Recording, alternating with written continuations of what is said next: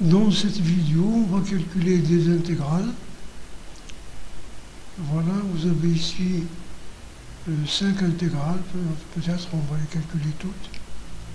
Alors la première intégrale, c'est I égale somme de 1 à E, cosinus ln x.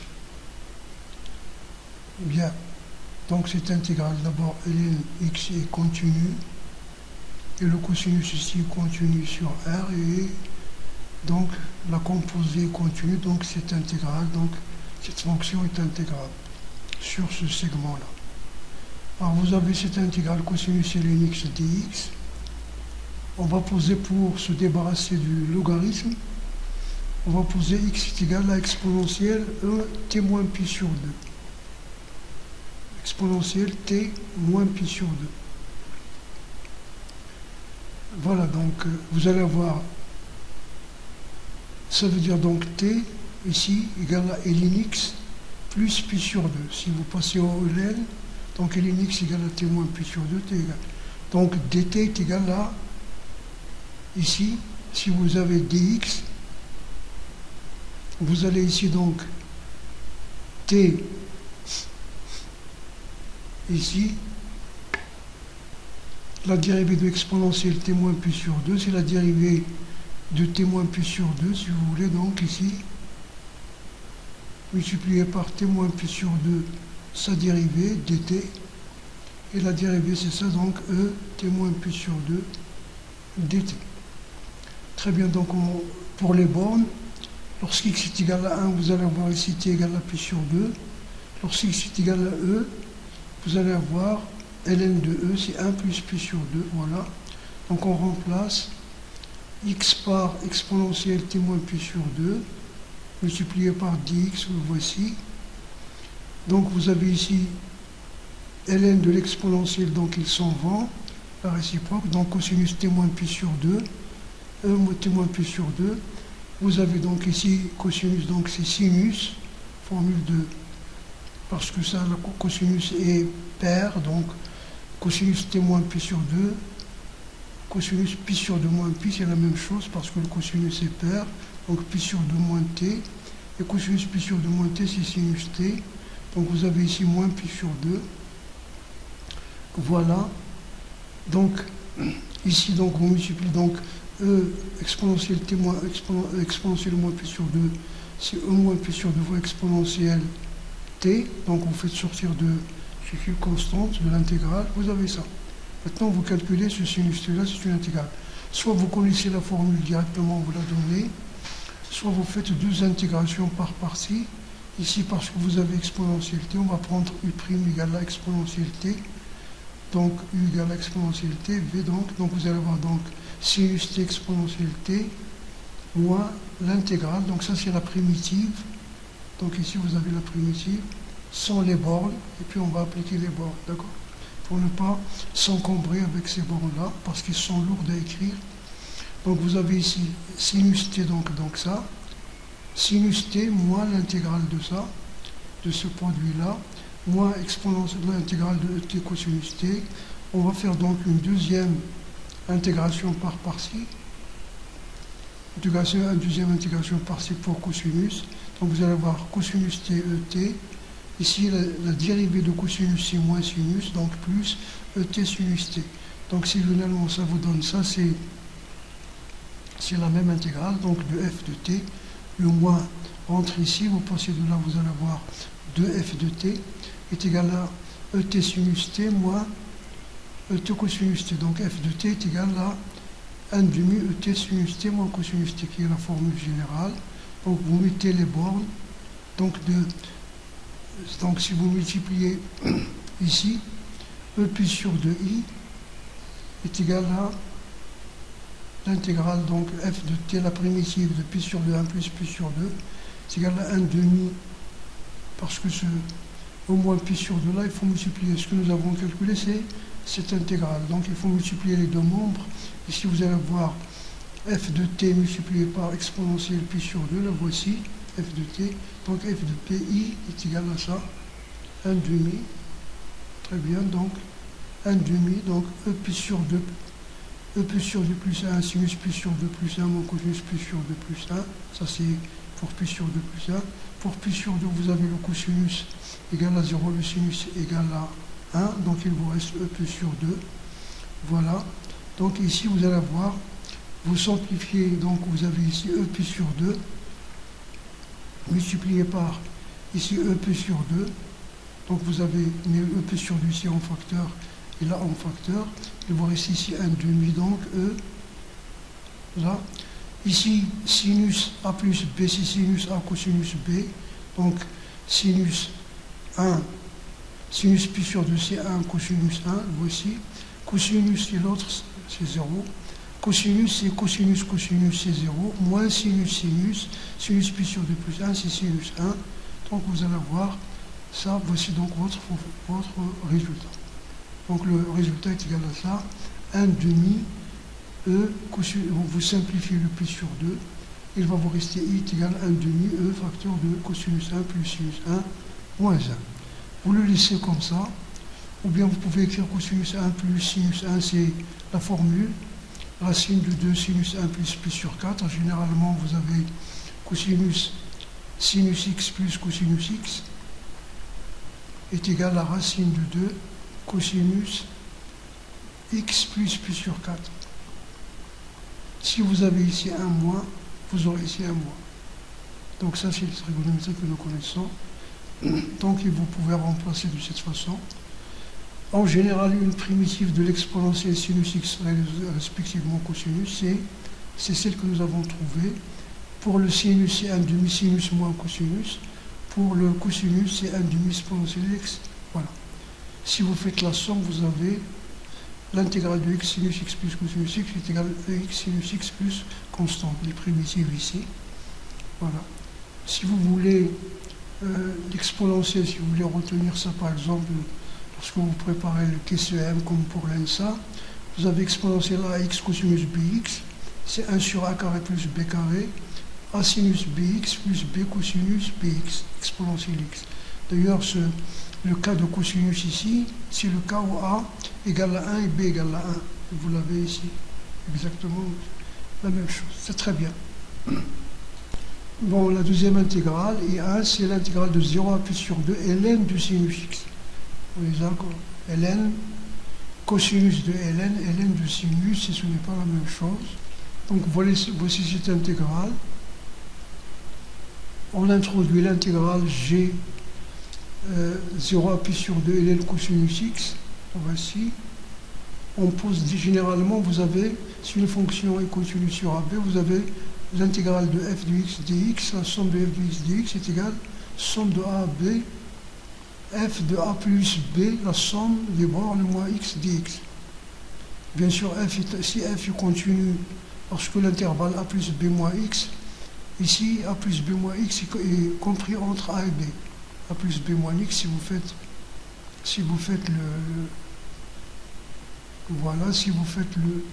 l'encadrement, vous l'avez ici. Donc si la fonction f est continue ici, il est continu aussi ici, cette intégrale, généralement, vous pouvez utiliser ce changement de variable. Ici, la même chose ici, ce que nous avons fait ici, c'est 0 plus pi sur 2 moins x. Donc c'est ce changement de variable-là. Donc là, g, cosinus pi sur 2, moins t, fois moins dt, voilà, c'est dx égale. Donc ici, vous allez intervertir les bornes, 0 pi sur 2, parce que c'est pi sur 2, 0 avec ce moins. Voilà, les bornes pi sur 2, 0 et le moins ici. Donc ça va devenir 0 sur pi sur 2, et l'une du sinus t, ça veut dire, donc les deux intégrales, I1 et J sont égales. Si vous faites leur somme, donc ici vous allez avoir 0 pi sur 2, ln de sinus x plus ln de cosinus x. Ln plus ln, c'est ln du produit. Donc ln sinus x cosinus x dx. Et cosinus x sinus x dx, c'est 1 demi sinus de x. D'accord, 1 demi sinus de x. Si vous voulez, 1 demi sinus de x, voilà, parce que sinus de x est égal à 2 sinus x cosinus x. Si vous voulez faire des intégrales avec la trigonométrie, il faut savoir un minimum de formules trigonométriques, ne serait-ce que les formules d'addition, les formules de duplication, c'est-à-dire cosinus de ça, sinus de ça, etc. Donc voici donc ici ce ln là, donc ln de la somme, ln du produit, donc ln de 1 demi dx plus ln de sinus de x. Ln de 1 demi, donc ça c'est une constante, donc c'est ln de 1 demi fois la différence des bornes, pi sur 2 moins 0, donc pi sur 2 ln de 1 demi, c'est-à-dire moins pi sur 2 ln de 2, ln de 1 demi c'est moins ln de 2, plus cette intégrale là.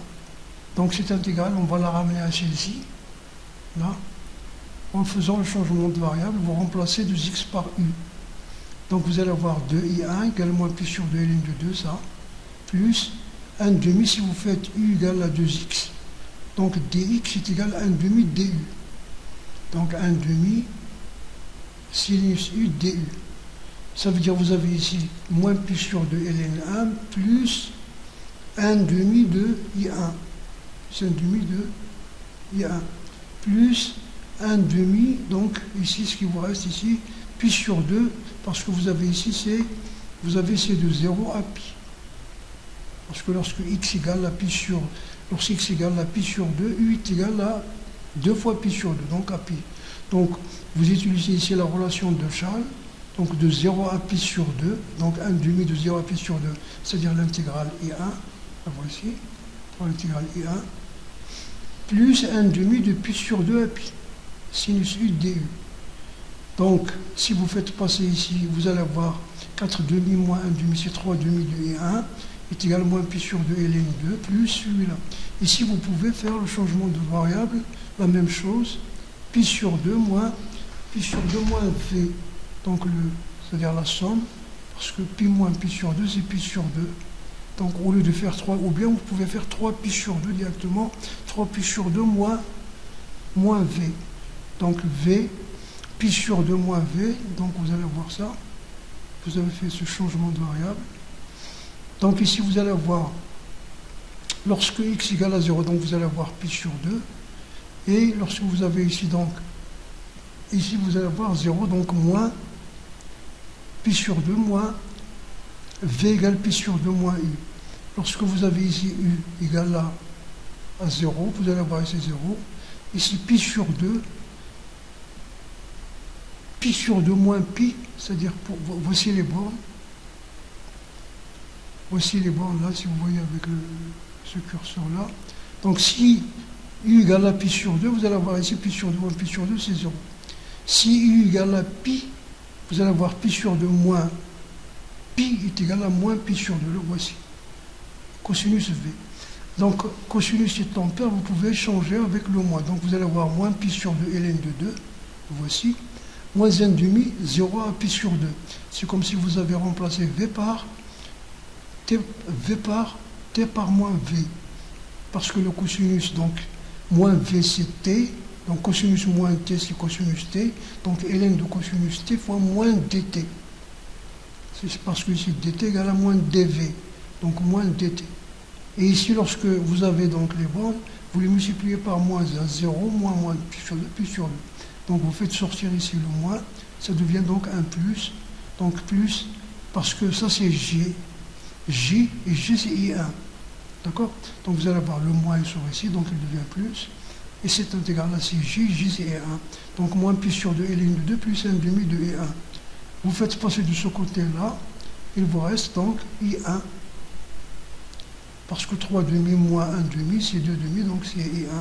Donc I1 est égal à quoi? Égal à moins pi sur 2 ln de 2. Moins pi sur 2 ln de 2. Sur une intégrale qui est négative, ici, parce que entre 0 et pi sur 2, le sinus est compris entre 0 et 1. C'est-à-dire strictement, si vous voulez, il est continu. Il est continu en 0 parce que ln, si vous voulez, la limite en 0, c'est limite x tend vers 0 plus de ln sinus x sur sinus x multiplié par sinus x. Et ça, c'est une limite usuelle. Parce que lorsqu'x tend vers 0, sinus x tend vers 0. Donc, et sinus x ici tend vers 0. Donc vous avez ici, c'est ln u sur u, c'est 1 multiplié par 0, donc il est continu en 0. Et ici, ça nous donne la limite, c'est 0. D'accord? Ici, donc, sinus est un nombre qui est compris entre 0 et 1, donc son ln est un nombre négatif. Et comme les bornes sont ordonnées, donc ln, l'intégrale sera un nombre négatif. Ce qui serait faux, c'est de ne pas trouver un signe moins ici. C'est très bien. Alors l'intégrale I2, c'est somme de 0 à pi sur 4 ln 1 plus tangente x dx. Dans la même chose, on va faire ça. Donc pi sur 4 plus 0, donc on va poser t égale à pi sur 4 moins x. Donc dx égale à moins dt.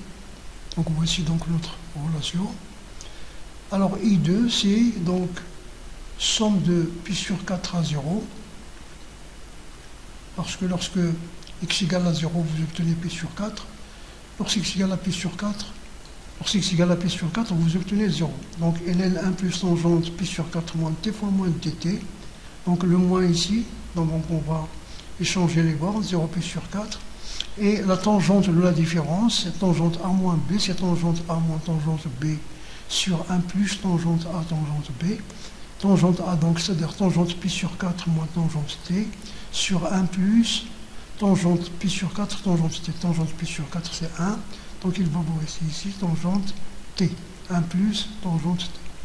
Si vous faites le dénominateur commun, vous allez avoir 1 plus tangente plus 1 moins tangente, c'est ln 2 sur 1 plus tangente t dt. Voilà. Donc c'est intégrale de ln de 2 moins ln de 1 plus tangente t dt. Ici donc c'est pi sur 4 moins 0, la différence des bornes ln de 2, parce que c'est une constante. Ici moins 0, ln de 1 plus tangente t dt, c'est-à-dire c'est l'intégrale, c'est l'intégrale I2. Donc vous allez avoir pi sur 4, ln de 2 moins I2. Vous passez de l'autre côté, vous allez avoir 2i2, donc vous divisez par 2. Donc c'est pi sur 8 ln de 2. Regardez que toutes ces intégrales-là, ils tournent autour de p et ln de 2. Ou bien vous pouvez, si vous n'avez pas vu ça, vous pouvez développer 1 plus tangente x, c'est-à-dire vous faites le dénominateur commun, sinus x plus cosinus x sur cosinus x, et vous faites ici le ln du rapport est égal à la différence des ln. Voici la différence des ln. Ici, vous utilisez la formule de cosinus x plus sinus x, avec qu'on vient de dire en haut.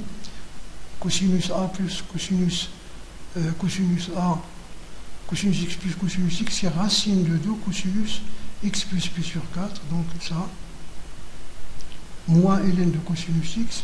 Vous avez donc ici ln de 2, donc ici vous avez ln du produit, voici le produit, donc est égal à la somme des ln, voici la somme des ln, voilà. Ln de racine de 2, donc ici différence des bornes, pi sur 4 moins 0, ln de racine de 2. Ici vous avez cosinus, si vous pouvez, sinus vous pouvez le rendre en cosinus. Sinus d'un angle alpha est égal à cosinus de pi sur 2 moins l'alpha, donc nous connaissons ça aussi. Donc pi sur 2, donc pi sur 2 moins pi sur 4 plus x, ça veut dire pi sur 4 moins x. Donc pi sur 4 moins x moins ln. Donc si vous posez le changement de variable t égale à pi sur 4, t égale à pi sur 4 moins x, en posant ça, on a cette intégrale-là. Donc ça c'est pi sur 4 moins x, c'est t, dx c'est moins dt.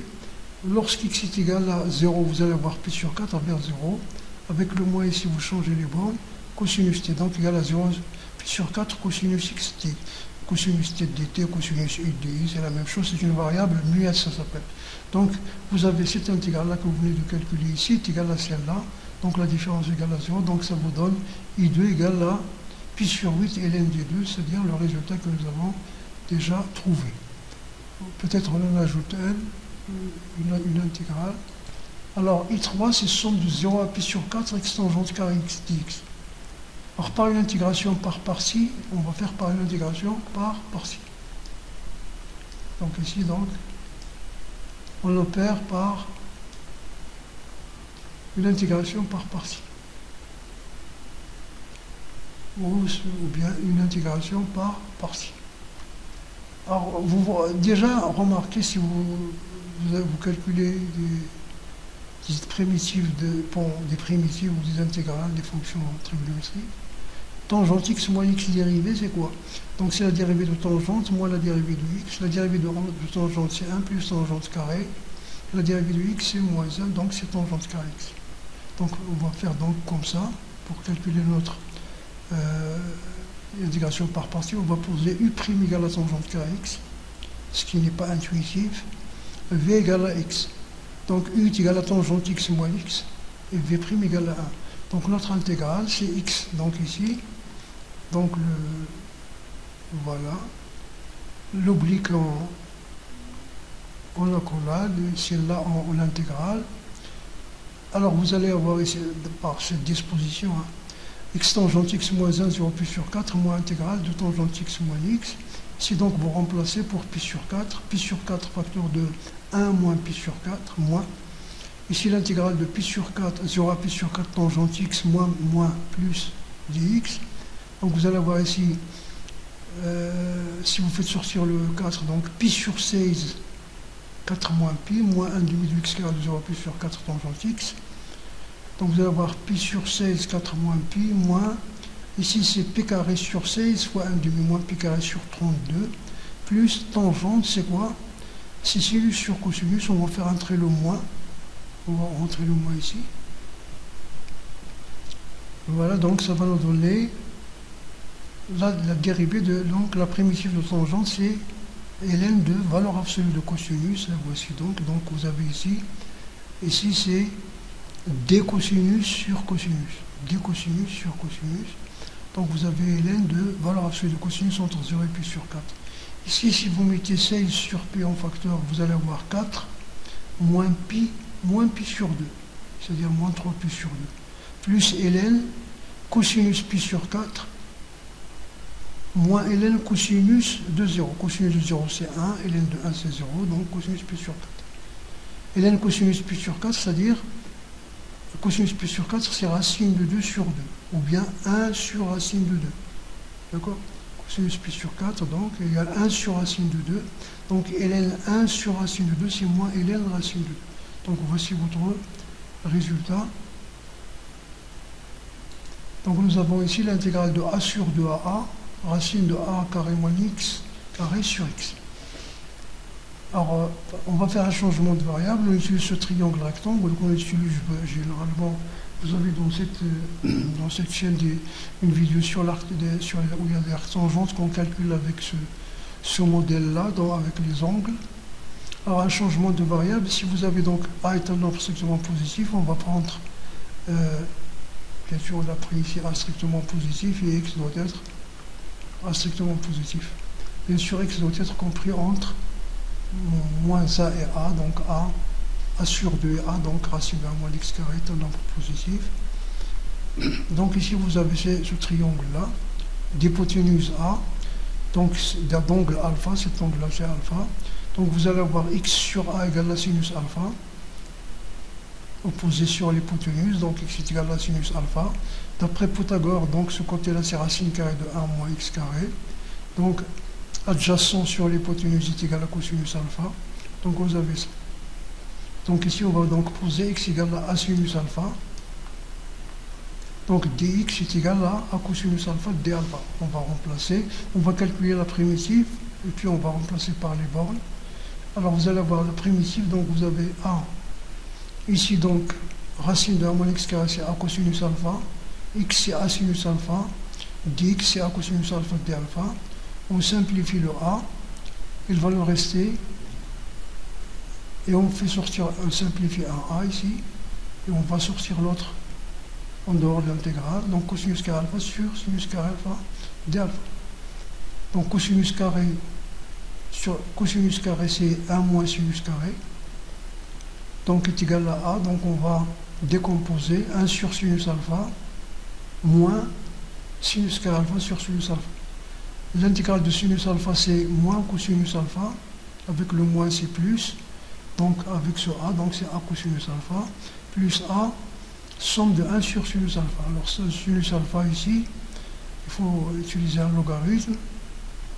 D'autre part, vous avez cette intégrale-là, d alpha sur sinus alpha.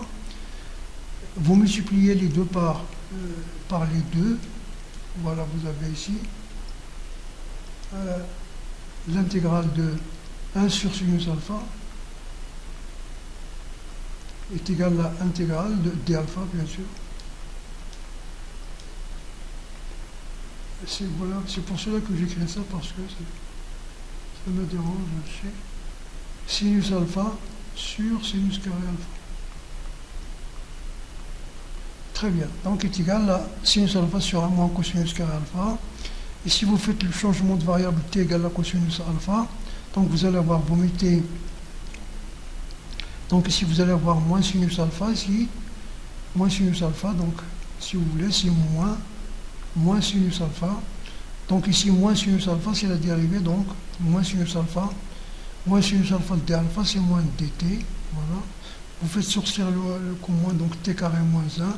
Donc c'est 1 demi, vous faites la décomposition. Si vous n'avez pas la formule directement, il y a la formule que vous avez dans la dérivée, donc une vidéo sur 5 vidéos avancées là, vous avez donc la formule.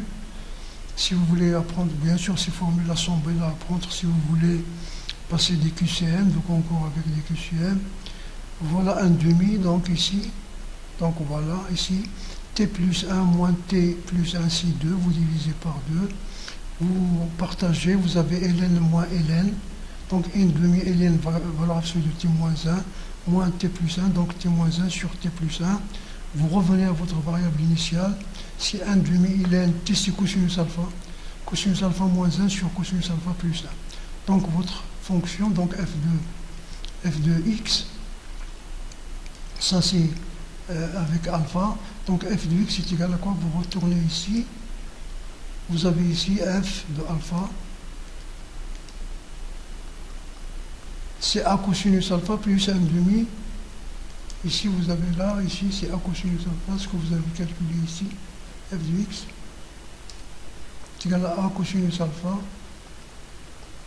plus 1 demi, voilà, donc ça c'est le sinus, nous l'avons, وهذا اللي calculé là, le 1 demi, donc a sur 2 parce que le 1 ne l'a pas pris en considération. Très bien. On va revenir maintenant à la base. A cosinus alpha c'est racine de 1 moins x carré. Plus a sur 2 ln. Ici vous avez cosinus alpha est égal à racine de 1 moins x carré sur a. Vous faites le dénominateur commun et vous le simplifiez, il vous reste ça. Vous pouvez multiplier par la partie conjuguée, mais vous écrivez a moins. Donc vous allez avoir racine de a carré moins x carré plus a le tout au carré, x carré. Ou bien vous laissez comme ça, et la valeur absolue va engloutir le moins, va partir avec le moins. Donc vous avez ça. Donc vous allez avoir donc votre intégrale entre a et a sur 2, qu'est-ce que ça vous donne? Pour a, vous avez ici 0, et vous avez ici a au carré. Ici vous allez avoir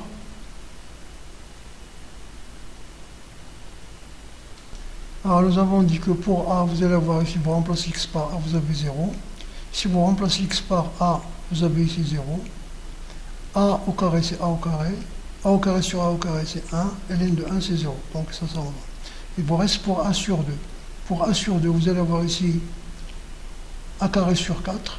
3a carré sur 4, donc a racine de 3 sur 2, le voici, plus a sur 2. Ici, vous allez avoir a carré sur 4. Et là, vous allez avoir a racine de 3 sur 2 plus a. Vous mettez a en facteur, vous simplifiez, il vous reste en haut 1.